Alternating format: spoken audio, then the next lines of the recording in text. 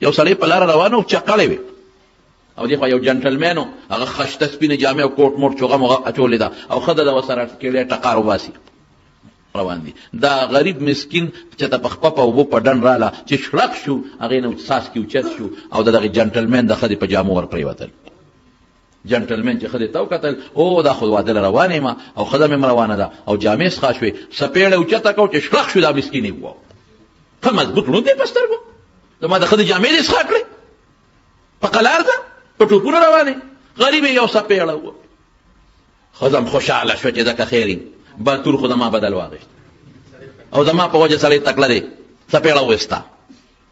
دو خبرې مو کړې. دا مسکین فقیر چې خوا شو الحمدلله شکر دی چې ما ظلم ونه کړ هغه ظلم وکړ. ګوره د خدای حمد ته هغه ظلم زه ظالم نه یم هغه څپېړه راکړه زه سوچو دما خو زه ظالم نه شوم ظالم شو چې څه مخکې لاړ شو یو سړی د الوا په دوکان ناست و الوی دی سهار وختي او باران دی لاندې خټې دي هغه وی چې خدای پاک لومبي هر څوک چې راغی نو یو جام پیب هم ورکوم او یو مزېداره الوا به هم ورکوم. دا مسکین پې ورغی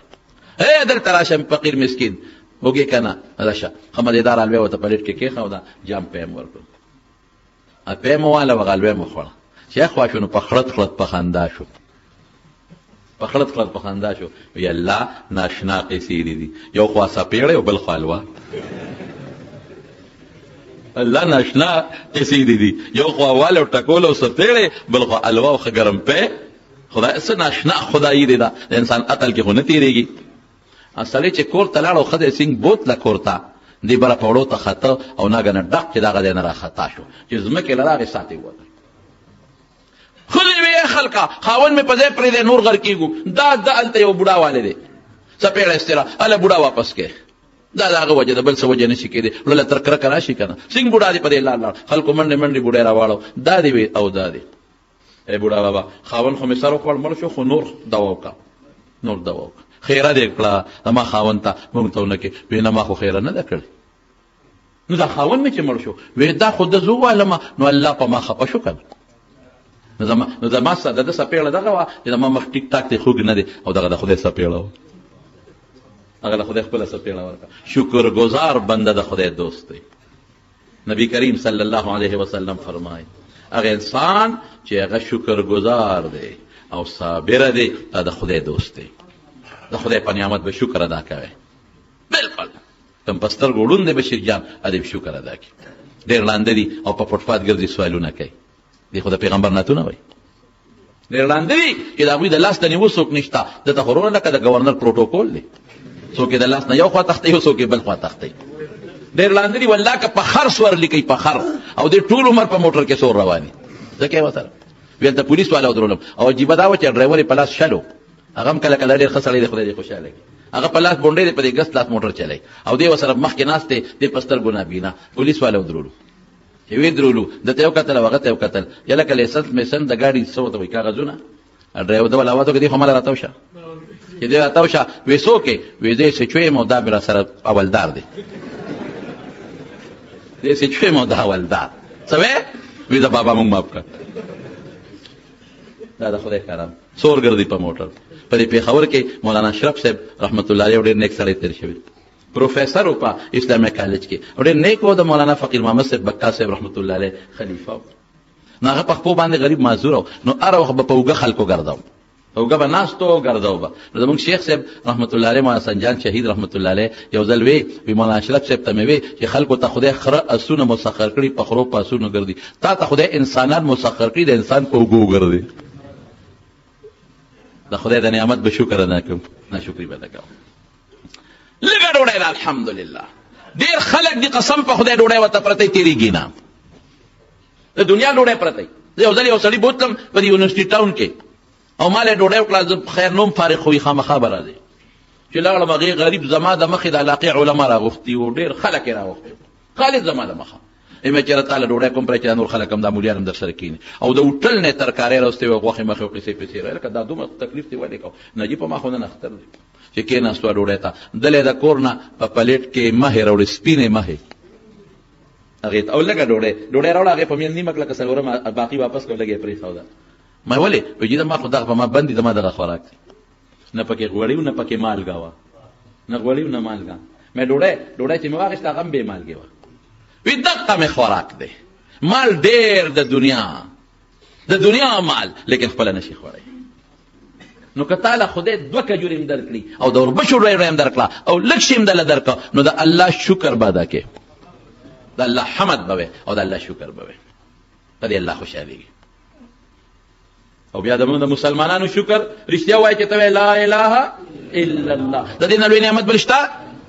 او چې په مانځو درې کې 2 رکعاته نفل وکړي او تندی دې ځمکې له لاړ شي او خدای ته دې سر کېښوده، لږ سوچ ته وکړه چې الله ګورې سر مې ته په ځمکه کېښود، زما قسم په خدای که د دې نه لوی نعمت ماته بل ښکاري. که د 2 رکعاتو نفلو نه او د شپې په نیمه کې چې ورته بیا ولګې سر او وجاړې ورته، زما قسم په خدای که د تهجدو دا 2 رکعاته او د هغې جړه دا د وزارت عظما نه د ټولې دنیا د بادشاه نه قیمتي شی دی. په هغه بادشاه به ته خوشحالېږې، په دې رب خوشحالېږي. او چې ورته جاړې نو خاندي درته، ته ورته جاړه هغه درته خاندي، خوشحالېږي درته. دا لوی نعمت نه دی؟ یو سړی په لاره روان دی او ډېر زیات بې سوکه دی، سپلی هم نشته، شلېدلې جامې دي. یو ښار ته ورغی، پخوا د دې ښاریو دروازې وې، زموږ د پېښور هم دروازې وې، دا لاورۍ دروازه ده او دا شنه غری ده او دا کوهټۍ ده، څه ورته ویلې کېږي، دا بله ده، خیبر ګیټ او څه، دا دروازې به وې. او ما د مشرانو نه اورېدلي دي چې دا دروازې به د شپې بندولې او سهار به یې کولابولې، د ښار نه فصیل دیوال ته و. دغسې یو ښار ته دې ورغې، دروازې بندې دي، لین باندې خلک ولاړ دی، فقیر غریب هم په یو لین کې ودرېد. چا نه تپوس وکړه دا دروازې ولې بندې دي؟ وایي د بادشاه نه باز تښتېدلی دی، هغې پسې په منډو دي، او چې باز کله پیدا شي دروازې به کولاویږي. بادشاه وایي اصله دا باز په دروازه بار ونه تښتي، قیمتي باز دی. بس د یو سوړه سویلې وکړو، روان شو د دریاب غاړې لا، او یا الله ناشنا خدای دی. دا عجیبه عقل پکې کار نه کوي. خدای دا ستاسین خدایي ده چې کم قمقل دی، بې وقوف دی، هغه له دې بادشاهي ورکړه. قمقل په دې دی چې باز ته څوک دروازه بندوي، باز ته 4 خپیس خو نه دی څه ښار کې په دروازه به منډوي، باز خو وزرې وړقوي او برخېږي.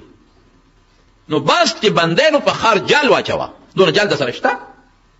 نو تا باز ته دروازه، دا سپی دی، دا خر دی، دا اس دی، دا اوښ دی چې په دروازه تښتي. نو قمقل بې وقوف خر هغه له دې خدای بادشاهي ورکړې. پروټوکول دی، څوک ته مخکې منډې وي، څوک ته وروسته منډې وي، څوک ته سلوټونه کوي. او چې ما غوندې هوښیار یم، ټوله شپه در عبادت کوم، دروازې دله روجې نیسم، زما دغه حال دی چې سپلی مې هم نشته،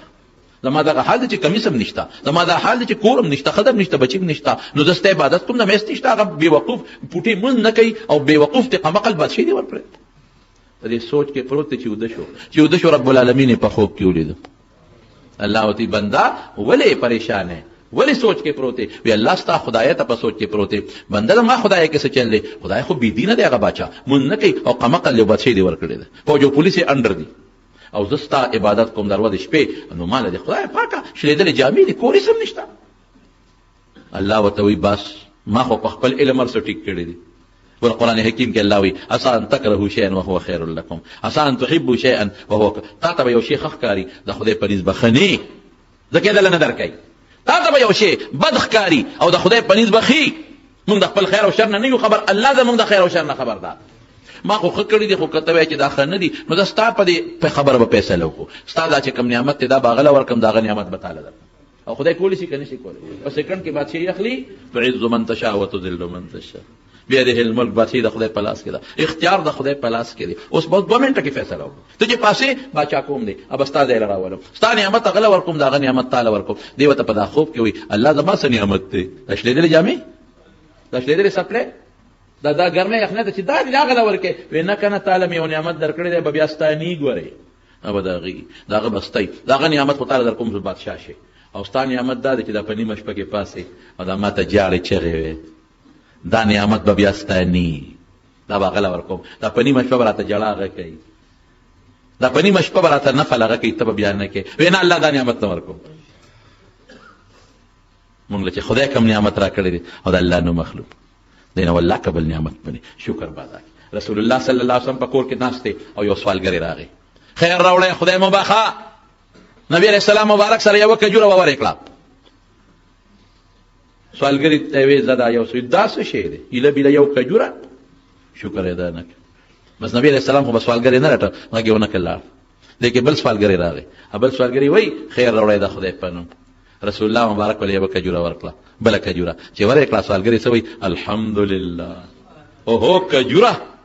څومره لوی نعمت. او بیا د مبارک پیغمبر د لاس ابل ناشکري وکړه، او هو کجوره او بیا د پیغمبر مبارک د برکت لاس او دینه قیمتي شی خپل اکلا زر تندیل اخرم څه داخل وی نعمت ته شکر ادا کړ. حضور پاک حضرت ام سلمہ ته د بیبي وا ام المؤمنین وی ام سلمہ چا څه شی راوړ تو ګور څه شی دی الله راوړ ورته هغه راوړ سلوخ دینار او سلوخ اشرفه وی ها بچی دا مول دو سوالګری را یو ناشکر لا بل شکر ادا کړ هغه د سلوخ اشرفه ملوش په شکر الله خوشاله لئن شکرتم لازیدنکم الله وی شکر ادا کا نورم زیاتو ولئن کفرتم ان عذابی لشدید او کنا شکر دی وکړه زمانه سخت عذاب ولا بل سوک نشتا عذاب می سخت دی. قران حکیم کې الله وی په یمن کې می دوه باغونه جوړ کړیو یو د لارې نه یو طرف ته وګدا قصه ده یو د لارې نه بل طرف ته او داسې میوې وي چې د هغې په شان باغونو میوې کمزې وي چینې اوبه او قیمتي سور او دنیا ورته په تماشا کې وه د ځمکه کې خوږوالی طاقت خو الله پیدا کوي خلکو ناشکري وکړه چې ناشکري وکړه هغه باغونه خدای وچ کړل اوبه د خدای په لاس کې دي دې که نه دي وایه راته ژوند د چا لاس کې دی عزت د چا لاس کې دی بچی د چا لاس کې دی روغ صحت د چا لاس کې دی مرګ د چا لاس کې دی او دا حج چې د طاقت درکوي څوک به درکوي عمرې له به دې څوک بوځي عزت به څوک درکوي الله اخلي به څوک الله بس د دغه خدای شکر ادا کوه او ان تعدوا نعمت الله لا تحصوها الله وی زما د نعمت شمیر نشي کولی دا خو ما غد وجود نعمتونه درته وي د انور ته ګورو سپومې ته ګورو د کائنات دا ټول انسان نه پیدا دي لیکن الله بیا ګیله کوي اخره کې ان الانسان لظلوم کفار انسان ډیر ظالم دی ډیر ظالم ولې د خدای ما د نعمت تاړو سوچ کوي چې د ما قدرت ته معلوم کی او کفار ډیر ناشکر دی او بس کی چته منوي الحمدلله نو له خپل ته واچو چته منوي الحمدلله کور ته نه و چته منوي الحمدلله بچی ته قتل او خوشاله شو چته منوي الحمدلله په هر کار به الحمدلله وایي ها د خدای نعمت چې کوم نعمت ته ګوري او د یادي او کوم نعمت استعماله وي الحمدلله او لګ بنه غاڼي د خدای لګ نعمت هم ډېر وی شي ها قانون دالي کنه که یو عام سړی چاله یو 100 روپیا ورکی وطني خوشاله خو چې یو لوی سړی ولا 100 روپیا ورکی نو هغه ډېر خوشاله نو دا د لوی زیات نعمتونه دي نو چې د الله د طرف نه دي مو خدای که لګ دې خوستا دي موږ ته شکر ادا کوو خدای شکر دی پس هر تلوم جو که دوه اوربشو ډوړای دا خو چې پریس خو مې ته نه دی کنه که د 500 پیسو مال کدا خو خدای چې پریس خو مې ته نه دی کنه او رسول الله مبارک فرمایي ګوره موږ خو د خپل پیغمبر په خبرو ایمان دی هغه څه فرمایي وی پراته او په خوشاله کې او په تنگ دسته کې په دواړو کې د ما شکر ادا کا مدد به دې زکم شکر ادا کا مدد به دې زکم حضرت امام ابو حنیفه رحمت الله علیه ډېر صابر انسان او زمونږ امام دی او ډېر لوی شخصیت او ډېر لوی بزرګ او د زماني ولی او مالدار شخصیت په خپل زمانه کې د قران او د سنت نه 12.5 لکه مسلې رېستې دي 12.5 لکه مسلې دا عقل لري چې دا څونه شی دی صابر او ډېر زیات یو سړی ولا راغی د نکاح تقریر وکړ د نکاح تقریر مليان کوي یو سړی ولا راغی د کور ته دننه کېده وی مولوي صاحب لګودريګا او درې ورته وی مور دې چې ستا پلار مړ شوی د مور د کونډه ده ویو او دا مې مور دې چې د مور د عدت هم پوره شوی دی ویو یره وی اوریدلې به چې د مور د ډېر خپل د خشته د نو ماته را په نکاح کا اوس یو دومره لوی بزرګ او عالم ته دا خبره سونه سپکه ده کنه څومره سپکه خبره ده چې ماته مور بوډه خدای امام ابو حنیفه دا یو اتیو کالو دی نو مور به د سونه عمر سلونه اوریدلې او بیا دا چې مور د خپل ده او ماته را په نکاح کا ما غوند بل سړی و چې د مازیګر مې پیواله وي ښه ما مور پر ټوکه کې ته به خپل مور ته په نکاح کې ستا مور کونډه نه په نکاح وکې اوهو امام صاحب سوي الحمدلله چې زما د مور رشته رااله اوهو لکه ډېرې جینکې په کور زړې شو رشتې نشته الحمدلله خو دړمن شو سخت دړمن شو خو بیا څه وایي الحمدلله زما د مور رشته رااله خو بچې خفه کېږه ما دا خو چونکې د ما مسله نه ده زما د مور مسله ده نو زه به هغې سره سلا وکړم هغه تا سره نکاح ته تیاریږي ډېره ښه ده زه پرې د خدای حمد ویم او که نه تیاریږي نو زما مسله نه ده خو د هغې مسله وایي زه ښه دلته ولاړ یم شابه تپوس دې وکړه خو چې امام صاحب قدم واغېست په هغه دړ راغې لاندې پرېوته مقه دې تې سوته من عاد لي وليا فقد اذنته بالحرب د خدای د ولی بدل الله علی تبه خپه کې بدل با الله اخلي ولی رسول الله مبارک فرمایي من عاد لي وليا فقد اذنته زما دوستان مخه کوي زما دوست څوک خپکی مال خفغان راځي کنه راځي ستا دوست څوک خپکی تعالی خفغان راځي کنه راځي نو د خدای دوست څوک خپکی الله له خفغان راځي کنه راځي نو امام صاحب ته چوي وی دا سړی ولې مړ شو وی الله په ما خپه شو نو مړ یې کړ زما خو په هغه حال کې امام ابو حنیفه د خدای حمد ادا کړ. حمد د خدای صفت، شکر. حضرت ابراهیم علیه السلام چې کله حضرت اسماعیل علیه السلام راوسته د بیت الله په خوا کې پرېښود تر د مور نه، او دې تلال شام ته، او په دشت و بیابان کې خپل بیبي حضرت هاجره او خپل ماشوم د تیرودو بچی حضرت اسماعیل پرېښود، او لږې غوندې اوبې ورته پرېښودې په مشکیزه کې، او لږ غوندې ستوان او څه خوراک مراک یې ورته کېښوده، او ابراهیم علیه السلام ته روان شو. دا بیبي ورپسې شوه. خو پوه وه چې دلته خو په میلیونو انسان نشته، او دا اوبه به سبا خلاصې شي، او دا خوراک به سبا ختم شي، نو زه به څه کوم؟ او دا په مد درنده راغی، زمري را باندې راغی، غله رالل، انسانان رالل، دا به څه کېږي خدایه؟ دې دشت و بیابان چې په میلیونو انسان نشته، او که دا باران شو نو زه به څه کوم؟ دلته خو څمکه نشته چې ورننوځم، مار شته، لړم شته، اوچ میدان، تولې سره څه وکړم، د شپې څه کم دی وده شم، بړستن نشته، گلی شوه، زه به په څه کې ځان پټوم؟ ابراهیم علیه السلام ته د الله حکم روان شو. بی بی هاجره ورپسې پاسېده او ورته یې سړیه الی من تترکونه، چاته م پرېږدې؟ الله، موږ چاته پرېږدې؟ و ابراهیم علیه السلام ډېر صابر و، پړه ډېر زیات نرم و. الله وایي ان ابراهیم لأواه حلیم، ډېر صابر او حلیم صابره، عقلمند ته م وایي، او اواه هر وخت به الله ته زاري کوله، آه به یې کول او جړل به. اتې روان دي دا ورپسې ده. الله یې تاسو بوځي دا باب المروه چې کوم دی راځي دې طرف ته روانه ده، روان دي. نو دا ښځه ورته بیا وایي ای ابراهیمه تا ته ویم که نه، لږ مخ راواړوه، الی من تترکونه، چاته مه پرېږدې. دې غږ نه کوي، که کوي خو جړا ورځي، که شاته ګوري خو بچي ته کم ځای کتی شي. او دغه یو نیازبین بچی دی، بل شته هم نه. حضرت اسحاق علیه السلام لا نه دی پیدا شوی. الله بیا ورپسې لاړه، چې لاړه ورته بیا وایي ابراهیمه ما ته وګوره که نه، غږ نه کوي غریب. اخره کې دې د لمن نه کلک راونیوه. چېرته ځي؟ موږ چاته پرېږدی؟ دې دشت کې واد غیر ذي زرع چې پکې قابل کاش بوټي هېڅ نشته، چاته مه پرېږدې. ښځه پوه شوه چې دی خو خبرې نه کوي، خاوند پته لګي سړي ته. وی الله امرک بهذا، دا درته خدای ویلي دي. پوه شوه ابراهیم علیه السلام دقسې سر وړکه، ښځې فورا لمن پرېښوده. اذن لا یضیعنا، چې الله ویلي دي نو الله ممل دي، موږ به نه ضایع کوي، ایمان نه به مو ضایع کوي. زه په مخه دې ښه. نو ابراهیم علیه السلام چې هلته لاړ نو الله ته یې لاس اوچت کړ. ګیله نه کوي. مونږ خلک خو چې معمولي ډوډۍ کمه شي د خدای نه ګیلې شروع کړو. مونږ خلک خو چې معمولي د ځان نه لږ مالدار ووینو نو پس بیا مونږ ګیلې شروع کړو. مونږ خلک خو چې لږ د ځان نه غوره ووینو، او دا مونږ پکې څه کیو، بیا مونږ ګیلې شروع کړو. یو سړی جومات نه ووت او پرش او سپلی وشلېده، یو شلېده دا پونده د نور سره ولګېدله. اوهو خدایه زه د جومات نه کوز شم، منځله کوم او زما دا حال دی، بل موټر کې ګرځي، زما دا حال دی. خپه مې وسوځېده چې ویې کتل یو سړی د جومات ته را روان دی او د هغه غریب سپلی نشته، شل دی په توخېدو را روان دی،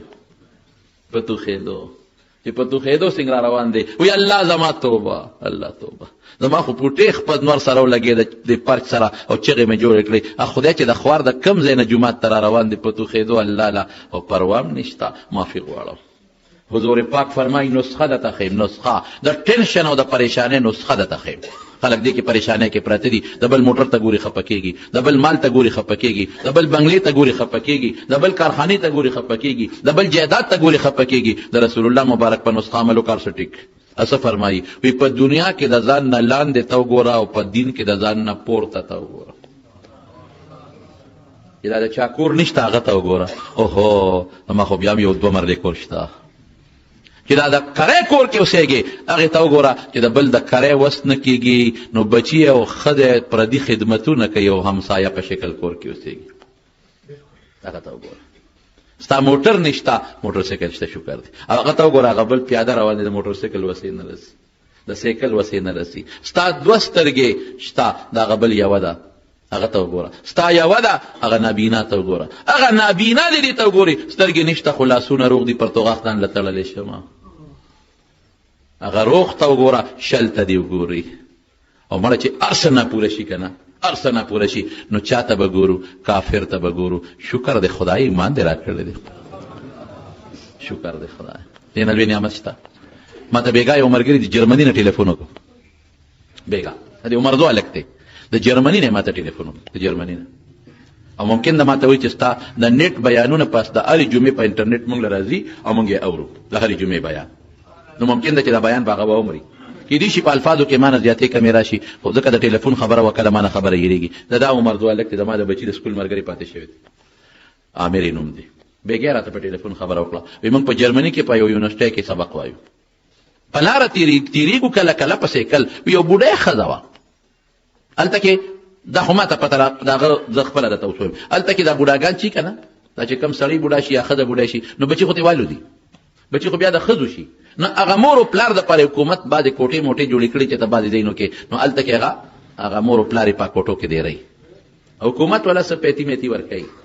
او دا بچې په کال کې یو ورځ یې مدرډی ورته وایي په هغه ورځ باندې دا بچې ولا چې ته خط ولیږي چې دا به خط ولا ولیږي یا څه معمولي پارسل ورته داسې پنځه شپږ ګولۍ ورته چنګمان ولیږي بس وي دا زموږ د مور پلار حق نو نه مور پېژنې نه پلار پېژنې دا ما ته پته ده داسې حالات هم په امریکا او په برطانیه کې شته داسې حالات چې ښځه خاوند په یو ښار کې اوسېږي مور او بچې په یو ښار کې اوسېږي یو ښار یو شهر کې مور او بچې او د دې مور او د بچي شل کال یو بل سره ملاقات نه کېږي بچې د ښځې دي بچې د عیش و عشرت دی اسلام خو موږ له زما قسم په خدای ډېر لوی برکت را کړی دی الله په خپل بنده ډېر مهربان نو دغه بوډۍ ښځې سره به موږ کله څه شی واخېسته زموږ تعلق ورسره جوړ تعلق ما سره کور والا هم دی هلته نو موږ یو ځل کور ته ورسره لاړو د هغې پوټینۍ غوندې کوره کې چې لاړو بوډۍ سره تعلق جوړ شو اخره کې هغه عیسایانه وه موږ له د ایمان دعوت ورکړو مسلمانه شه هغې وایي څنګه مسلمانه شم زما خو پلار مور وروڼه بچي ټول عیسایان دي او اسلام خو ډېر ګران مذهب دی نه ته مسلمانه شه هغه اسلام صفت هم ورته وکړو خدای د هغې له نرم کړو هم ووایي ورته چې ته عیسی علیه السلام منې موږ یې منو ته ورته د خدای زوی وې موږ ورته پیغمبر وایو او که موږ عیسی علیه السلام په حیث د پیغمبر ونه منو خو بیا موږ هم کافران یو موږ عیسی علیه السلام پیغمبر منو خدای له نه بچي شته نه ښځه شته او دغه رنګې رسول الله مبارک خیري پیغمبر منو د هغه نه پس بل پیغمبر به نه راځي دا زموږ عقیده ده وی ښځې ته نصیحت وکړه بوډۍ ته وی خدای د هغې له نرم کړه ښځې وی به ډېره ښه زه مسلمانېږم خو دا مسلماني خو ډېره ګرانه ده نو موږ ورته رضانه ووې چې یاره مسلماني ګرانه نه ده بوډا له پکې ډېره اسانتیا ده او ته خو بوډۍ یې خیر ښځې ته موږ نصیحت دعوت ورکړه الله ښځه مسلمانه کړه چې بوډۍ مسلمانه شوه موږ ورته کلمه ووې موږ ورته کلمه نو ما ورته لا په ټلیفون مې د کلمې په مقصد هم پې کړه وی یوه هم پوره پې کړه کلمې شهادت یې وایي ښه مدېداره بیا مونځ چل خو نه ورته زما ښځې وله اودس وکړ په مانځ یې ودروله بیا وایي چې ډېر پاسه به زه څه کومه مونږ ورته وایي چې که خیر مونږ بل ځل چوټي شي راځو نو تاله به په جرمني کې د قرآن شریف ترجمه راوړو جرمني ژبه کې ځکه هغې له بغیر د جرمنۍ ژبې نه بل څه نه ورتل ته به هغه ګورې ټرانسلیشن دی ترجمه به ګورې خیر دا مسلمانه شوه کلمې ووایي اودس هم وله وکړه او مونږ ترې روان شو وایي چې بله هفته کې مونږ رالو د بوډۍ معلومات هم اخېستل وایي خلکو چې بوډۍ خو مړه شوې ده بوډۍ کله مړه ده وی تېر اتوار بچي وله رالل او بچي ورسره ناستو او ساتې لاړه او موږ هم ورسره په دغه اتوار میلو شوي یو زموږ د دعوت نه او د هغې د کلمې ویلو د ایمان نه یو 4-5 ګنټې پس غریب هم مړه شوی دی الله ما وی ګوره رسول الله مبارک فرمایي چې ډېر کله د یو انسان او د جنت په منځ کې یو لیش فاصله وي څومره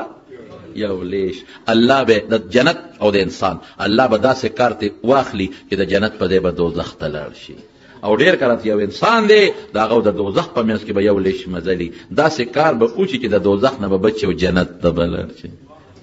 نو ما ته هغې لږ هغه چې بنیادي خبره کوله وی ښځې صرف ما ته او زما ښځې ته او هغې ته پته وه چې د مسلمان یم بل چا ته پته نه وه موږ خو یې موږ هفته پس راځو خدمت به کوو خو غریبه 3-4 ګنټې پس مړه شوه نو مې بیا نو هغه خو هلته کې نور کله به مړي د عیسایانو خښول اوس هلته یې نه شي خښولی ځکه چې خښئ نو قبر ولا د حکومت نه په بیه لي څوک د 20 کالو قبر والي په کرې ځای د قبر څوک د 100 کالو والي هغه بلا پیسې دي نو اوس یې سوځئ نو بیا ښځه ممکن د هغوی سوځولې ده او غیرې کله دریاب ته یا بوټي موټي ته یا به چې ته خښې کړي مونږ یې جنازې سره سوکو مې جنازه بس پرېږده بس خدای له رسېدلې ده زما وروڼو زه پې خوشحاله شم او ممکن ده تاسو هم پې خوشحاله شئ نو یو انسان چې کافر خدای بچ کړي او مؤمن شي نو موږ پې خوشحالېږو که نه نو موږ له خدای ایمان کله را کړی دی موږ له رب کله ایمان را کړی دی په دې به موږ نه خوشحالېږو دا څومره د خوشحالۍ خبره ده موږ یې د مسلمان مور او پلار نه پیدا کړي د کافر مور او پلار نه یو پیدا که موږ د کافر مور او پلار نه پیدا وې موږ به نن دا کلمه شهادت نه وې موږ به د خپل لوی رب دا لفظ دا نوم الله په دې ژبه نه وې موږ به د ښکلي پیغمبر نوم په دې ژبه نه اخېسته دا چې موږ د ښکلي پیغمبر نوم په ژبه الو درود پې وایو درود شریف او دا د الله ذکر کوو دا کلمه وایو قسم په الله دا د خدای مهرباني ده څومره خواري موږ سره مور او پلار په دې کې کړې ده، څومره خواري، څومره خواري. راته به الله للو للو وي چې د کولو به څه به وي، د الله نوم الله وایا. کافر ته دا څوک وایي، کافر خپل بچي ته وایي ساري، تھینک یو، دا زده کا، ساري دا زده کا. موږ ته به څه وایي، الله زده کا، بسم الله زده کا. دا د خدای فضل او کرم. په ښه او بد کې به د الله شکر ادا کې،